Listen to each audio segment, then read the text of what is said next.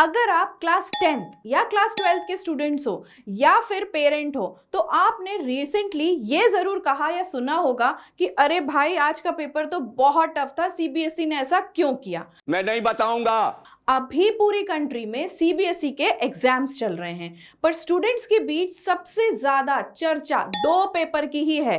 पहला paper class 10th mathematics और दूसरा क्लास 12 साइंस स्ट्रीम का फिजिक्स पेपर है ना। हर जगह स्टूडेंट्स यही बोल रहे हैं कि ये पेपर एक्सपेक्टेशन से काफी ज्यादा टफ था।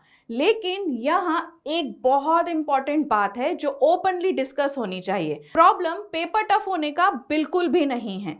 प्रॉब्लम है सेम एग्जाम के डिफरेंट सेट्स के डिफरेंट लेवल होना। कुछ स्टूडेंट्स को कंपैरेटिवली इजी सेट मिला और कुछ स्टूडेंट्स को क्लियरली टफ सेट। अब सवाल ये है कि इजी सेट और टफ सेट वाले स्टूडेंट्स को सेम स्केल पर कैसे जज किया जा सकता है।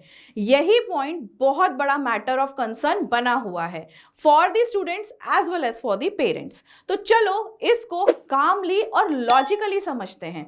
जैसे कि आपको पता है सीबीएसई ने पिछले कुछ सालों से रॉटे लर्निंग से शिफ्ट करके कंसेप्ट बेस्ड और कॉम्पिटिटिव बेस्ड क्वेश्चंस पर फोकस करना शुरू किया है। जैसे कि हो गया आपका case study based questions, application based questions और numericals, higher order thinking MCQs. अब ये चेंज एनईपी 2020 के अकॉर्डिंग ही है जो क्रिटिकल थिंकिंग और रियल अंडरस्टैंडिंग पर फोकस करती है। इसलिए जो पेपर है वो आउट ऑफ सिलेबस नहीं होते, बस कंसेप्चुअल डेप्थ ज्यादा टेस्ट करता है। कोविड के टाइम पर बोर्ड एग्जाम्स जो थे वो थोड़े से लीनियंट हो गए थे तो स्टूडेंट्स को ब्रीदिंग स्पेस मिला।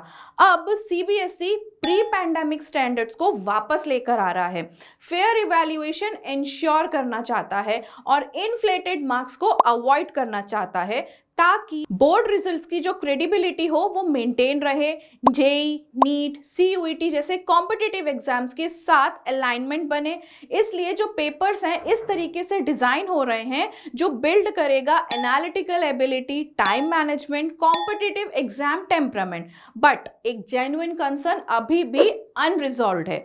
कभी कभी तो क्या होता है ना, जब एक स्टूडेंट बोल देता है पेपर टफ था तो वो मैसेज सोशल मीडिया जैसे व्हाट्सएप, फेसबुक, इंस्टाग्राम पर वायरल हो जाता है। लेकिन इस बार रियलिटी जो है वो थोड़ी सी डिफरेंट है। कुछ सेट्स मॉडरेट और बैलेंस्ड थे, कुछ सेट्स क्लियरली टफर थे। स्पेशली क्लास 12 फिजिक्स में जो कुछ क्वेश्चंस थे वो जेईई एडवांस लेवल पे सिमिलर लगे और यही चीजें स्टूडेंट्स को अनफेयर लग रही हैं। अब हमारा जो क्लियर और कंस्ट्रक्टिव सजेशन सीबीएसई के लिए in the favour of student होना चाहिए कि वो इन लेवल्स पर एक्शन ले। जिन स्टूडेंट्स को टफर सेट मिला है उनके लिए जो चेकिंग है वो थोड़ी लीनियंट होनी चाहिए ताकि उनका जो डिसएडवांटेज है वो कंपनसेट हो सके। सेकेंड, जैसे जेईई मेन और एनटीए एग्जाम्स में डिफरेंट शिफ्ट्स के लिए नॉर्मलाइजेशन प्रोसेस होता है, वैसे ही कोई स्टैंडर्ड मैकेनिज्म सीबीएसई को भी डिफरेंट सेट्स के लिए अप्लाई करना चाहिए। अगर सीबीएसई ये रिलीज करता है कि कोई स्पेसिफिक पेपर या कोई पर्टिकुलर क्वेश्चन एक्चुअल में टफर साइड पर था तो बोनस या ग्रेस मार्क्स उनको देने चाहिए, स्पेशली उन स्टूडेंट्स को जो 75% क्राइटेरिया के अराउंड स्ट्रगल कर रहे हैं। फाइनल रियलिटी चेक देख लेते हैं। सीबीएसई स्टूडेंट्स को फेल करने की बिल्कुल भी कोशिश नहीं कर रहा, वो ट्राई कर रहा है कि कंसेप्चुअल क्लैरिटी इंप्रूव करें, रॉटे लर्निंग को थोड़ा सा कम करें, एनईपी रिफॉर्म्स फॉलो करें और स्टूडेंट्स को फ्यूचर कंपटीशन के लिए प्रिपेयर करने के लिए, लेकिन फेयरनेस भी उतनी ही ज्यादा जरूरी है। तो इसलिए जो पेपर है वो टफ नहीं है, प्रॉब्लम है unequal difficulty across the sets. तो अगर आप भी इस कंसर्न से रिलेट करते हो तो इस मैसेज को स्टूडेंट्स और पेरेंट्स तक फॉरवर्ड कीजिए ताकि सीबीएसई तक एक कलेक्टिव, लॉजिकल और कंस्ट्रक्टिव आवाज पहुंच सके।